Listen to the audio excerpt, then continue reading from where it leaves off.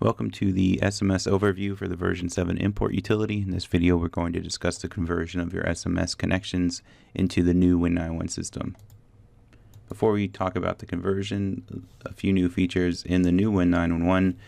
First would be support for Ethernet cellular modems. These are cellular modems that you can attach to your network, and the great thing about that is they don't have to be physically attached to your machine. So if you're running in a virtual environment and you don't want to connect a piece of hardware through a USB cable or serial cable, you can plug it into a switch, and that modem will have an IP address. You point Win91 to that particular cell modem, and it can send text messages through that cell modem. Second would be fully customizable alarm and report formats. You can create any text-based format that you like, format it any way that you like for the actual alarm notification or for your reports. Once you have those formats created, you can assign them to individual connections, which means some connections can have one particular format while others can have a different format. In version 7, everyone had to have the same format since there was only one global format. You can also set certain permissions on a per connection basis, such as ACK permission. I can disable ACK on certain connections if I decide to do so. I can also limit which alarms a connection can request. So for example, let's say I was monitoring two plants, plant A and plant B, and a particular operator was a part of plant B, and when he sends a request in, I want to limit the alarms that come back so he doesn't see any plant A alarms. I can create that limitation within his connection when defining it. So what's going to be converted?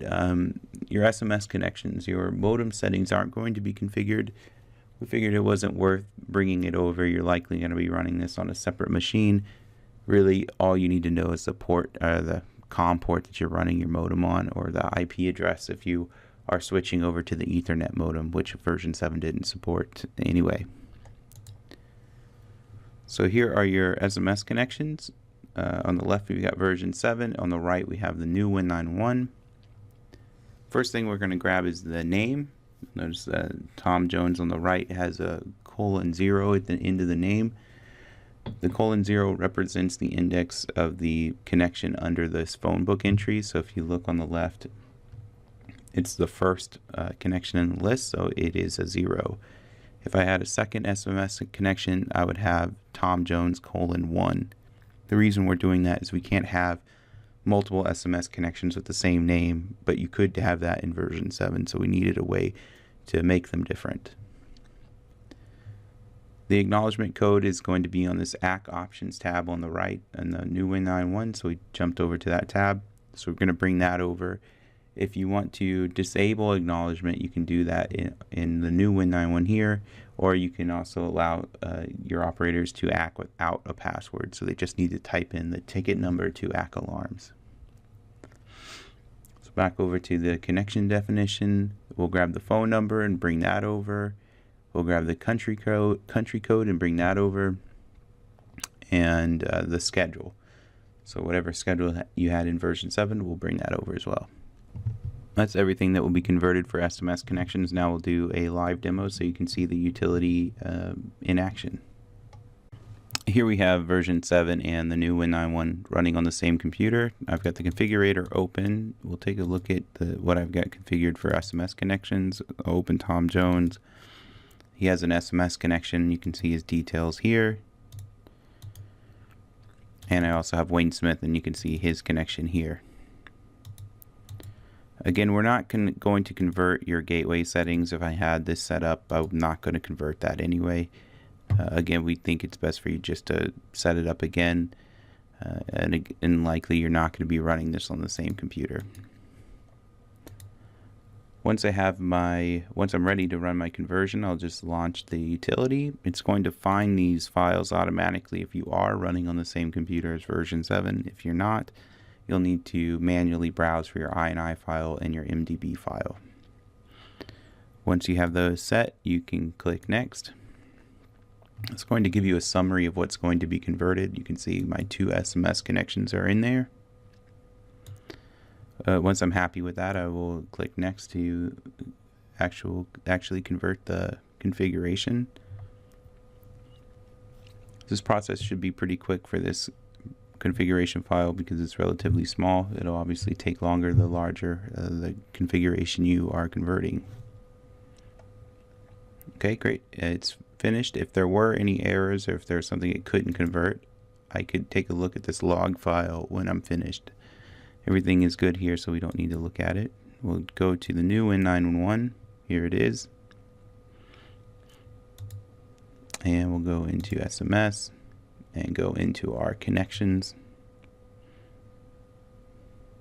It's going to make me log in because we are using Windows security to control who has access to the configuration. You can see we've got our two connections, Tom Jones and Wayne Smith. I've got my name here, and the phone number was converted, and the schedule. So those are the main pieces that are going to be converted. Everything else is relatively new. You have new formats, so you can choose which format you want to use for the alarm information. Same thing for report information. Here are my ACK options.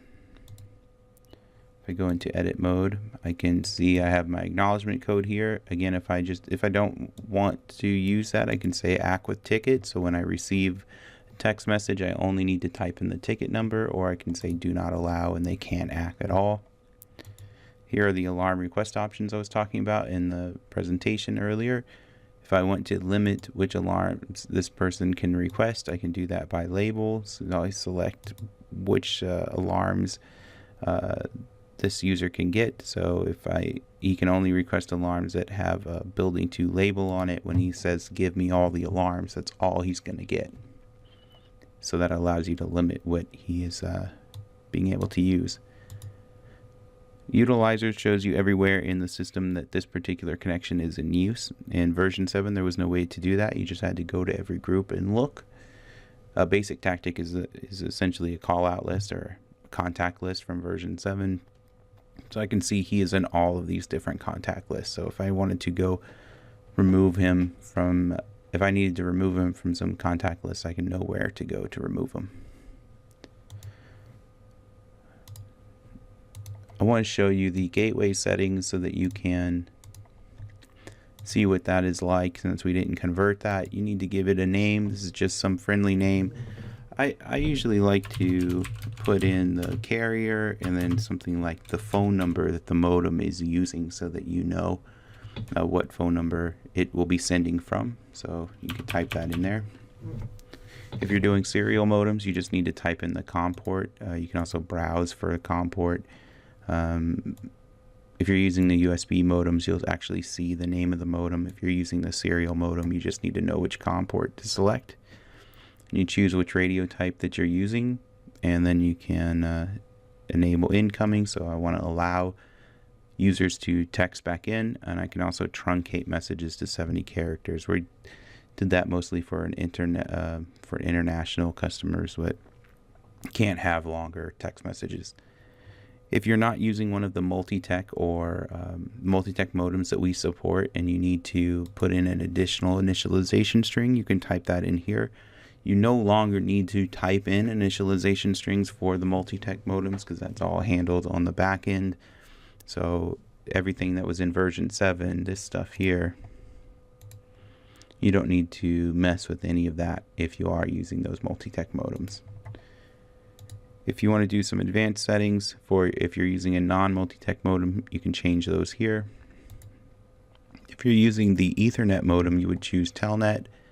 Type in the IP address that modem is using, and this is the default port for those multi-tech modems that we support. If you're using security with that modem, you need to type in the username and password. You can also add multiple modems into your Win911 configuration. If you wanted to send messages quicker or just have this redundant modem setup, you could do that too. So if it ever fails on the first modem, it will automatically try on the second modem, and then it will just go in a round robin fashion over and over again. So that is the SMS gateway settings. If you have any questions about the configuration or the conversion, please contact our product support team. If you have questions about upgrading from version 7 to the new Win91, please contact our sales team, and they can answer any questions that you have. Thanks for watching the video.